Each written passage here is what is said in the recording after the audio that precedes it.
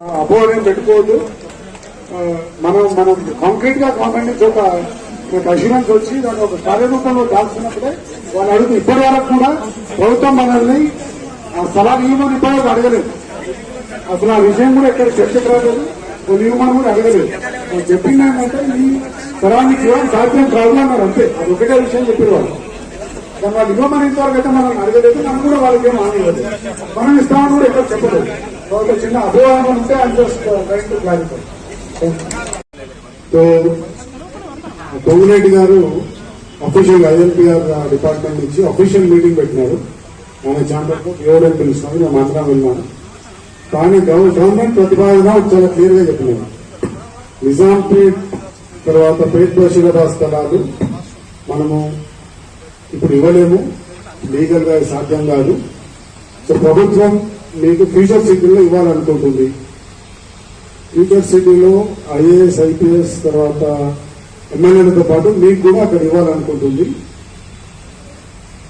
అక్కడ మీరు తీసుకోండి, బాగుంటుంది, ప్రభుత్వం డెవలప్ చేస్తుంది. మీకు ముఖ్యమంత్రి గారు లీగల్ గా మీకు అన్ని దారులు మోసుకపోయినా ముఖ్యమంత్రి గారు మీకు చేసిన ప్రామిస్ ఒకటి ఉంది.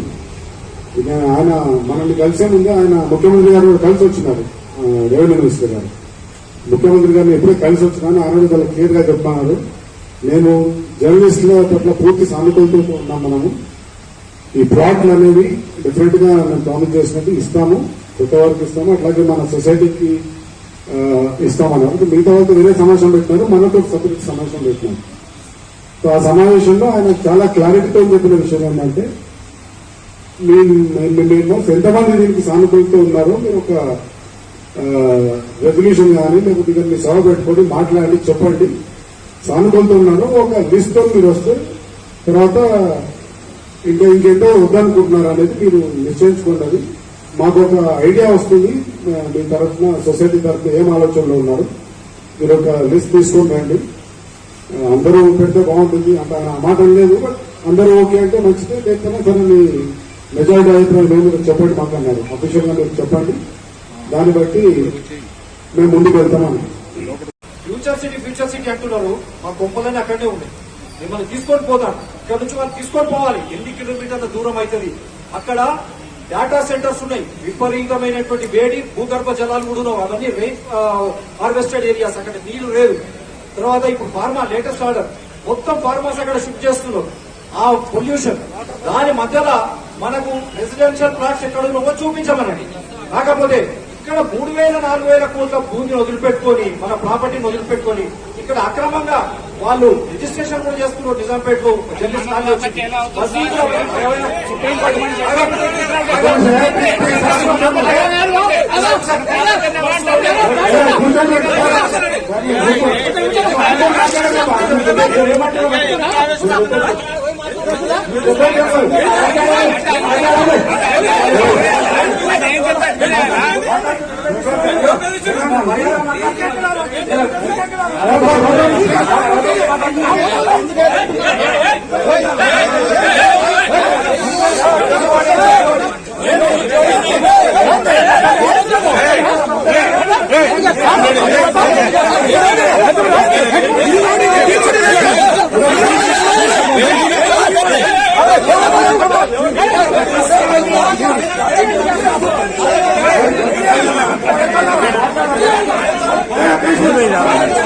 వస్తారా అందరూ బాబు రాండి, అందరూ వస్తారు, అందరూ తీసుకుంటారు. విన్నా చెప్తారు కదా వాళ్ళు ఎందుకు.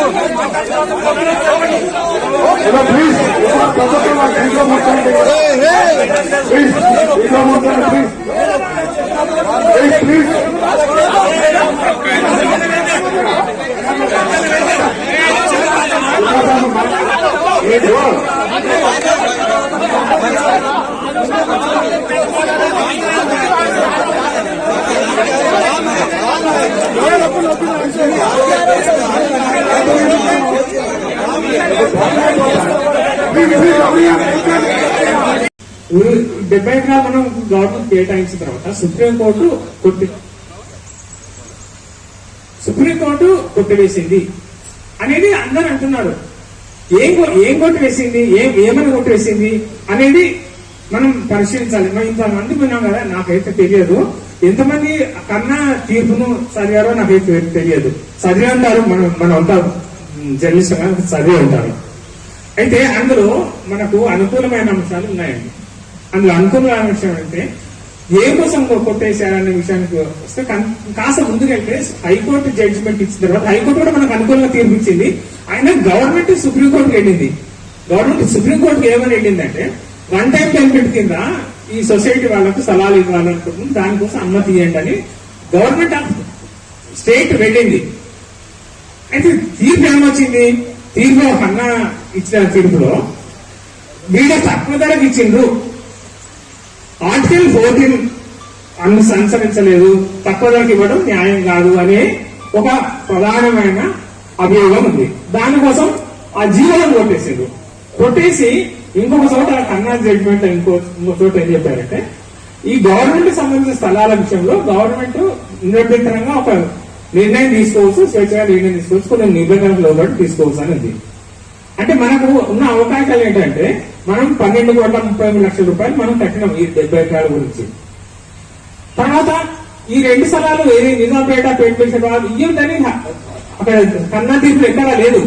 2 స్థలాలు ఎక్కడ ఇవ్వడం లేదు, ఎక్కడ అసలు ఎక్కడ ఇవ్వడం లేదు. కేవలం జీవోలను ఓటేసింది. జీవోలు రిలీజ్ చేసింది ఎవరు? గవర్నమెంట్ ఇచ్చింది. మన జేఎన్జే ఇచ్చిన జీవోలు కాదు కదా, మనం జీవో ఇచ్చేది వీలేదు కదా, గవర్నమెంట్ ఇచ్చిన జీవోలు అవి. హైకోర్టు అయినా సుప్రీంకోర్టు అయినా చెప్పింది ఏంటంటే జీవోల్లో తప్పులున్నాయి అని చెప్పింది. తప్పులు ఉన్నప్పుడు మామూలు ఏం చేస్తారు, గవర్నమెంట్ ఏదైనా సరి చేస్తారు. ఇక్కడ కూడా సరి చేసే అవకాశం ఉంది. ఎందుకు మన అక్రిడిటేషన్ సంబంధించి 252 జీవో వచ్చింది కదా, వచ్చిన తర్వాత మన వాళ్ళే గవర్నమెంట్ దగ్గర ప్రపోజల్ తీసుకోకపోతే ఆ 252 జీవోలో మార్పులు చేర్పులు చేసి మళ్ళీ ఫ్రెష్ గా ఇస్తున్నారు. ఇన్ ద సేమ్ అదే విధంగా ఆ పాత జీవో 424 జీవోలో కొన్ని మార్పులు చేసి ఇచ్చేందుకు అవకాశం ఉంది. దాని గురించి మనం ప్రయత్నం చేద్దాం. ఎందుకంటే ఇప్పుడు నేను 80 మంది సభ్యులు చనిపోయారు, తర్వాత చాలా మంది ఇబ్బందికరంగా ఉన్నారు, చాలా ఇబ్బందికరంగా ఉన్నారు. ఇప్పుడు ఇక్కడ మీటింగ్ జరుగుతుంది, అంటే హైదరాబాద్లో లేదు మియాపూర్ అవతల్లో మన సభ్యులు ఎవరు ఉంటే ఇక్కడ రావడానికి కిరాయి లేని వాళ్ళు ఉన్నారు. రెండోదంటే ఇంట్లో మన భార్యకు పిల్లలకు ఆరోగ్యం బాగాలేకపోతే 1000 రూపాయలు మందులో పెట్టిన పరిస్థితిలో ఉన్నారు. ఈ 20 ఏళ్ల నుంచి మన వాళ్ళు ఏం చేస్తున్నారంటే ఈ స్థలం వస్తే మనకు కొద్దిగా వెసులుబాటు ఉంటుంది, మన జీవితం కూడా బాగుంటది. ఇప్పుడు అంతేందుకు మనం ఇంతమంది ఉన్నాము. మనం ఇప్పుడు కొడుకు మీద ఉద్యోగాలు చేస్తున్న వాళ్ళు ఉద్యోగాలు ఓకే, రిటైర్ అయిన వాళ్ళు ఏంటి కొడుకు మీద బిడ్డల మీద ఆధారపడి ఉంటాడు. ఇప్పుడు శ్యామసుందర్ రెడ్డి ఉన్నాడు అక్కడ, ఆయన బిడ్డల మీద ఆధారపడ్డాడు, చాలా మంది కొడుకుల మీద ఆధారపడి ఉన్నారు. సో వాళ్ళ మీద ఆధారపడి ఈ స్థలం వస్తే ఇది ఒక ప్రాపర్టీ ఉంటుంది. మన మినిస్టర్ గారు ఏం చెప్పారు, రెవెన్యూ మినిస్టర్ గారు చాలా సార్లు ఇప్పుడు September 8, 2024 మనకు మెమో ఇచ్చిన తర్వాత చాలా జిల్లా స్టేట్ అంతా పర్యటించినప్పుడు చాలా చోట ఏం చెప్పారంటే జర్నలిస్టులకు 3 కోట్ల రూపాయల విలువైన ప్రాపర్టీ ఒక్కొక్కరికి ఇచ్చినాము అని చెప్పారు. వాళ్ళు చాలా సంతోషం అది. అయితే దాన్ని నిలుపుకోవాల్సిన అవసరం వాళ్ళ మీద కూడా ఉంది. ఇప్పుడు ఏదైతే జీవో సుప్రీంకోర్టు కొట్టివేసిందో అందులో మాడిఫికేషన్ చేసే అవకాశం ఉంది. దానికోసం మనం ఐక్యంగా పనిచేద్దాం. ఒక్క రోజులో అయ్యేది కాదు అది. ఒక్క రోజులో టాస్క్ ఫోర్స్ టైం పట్టవచ్చు, నెల కావచ్చు, 10 నెలలు కావచ్చు, 2 నెలలు కావచ్చు, 3 నెలలు కావచ్చు.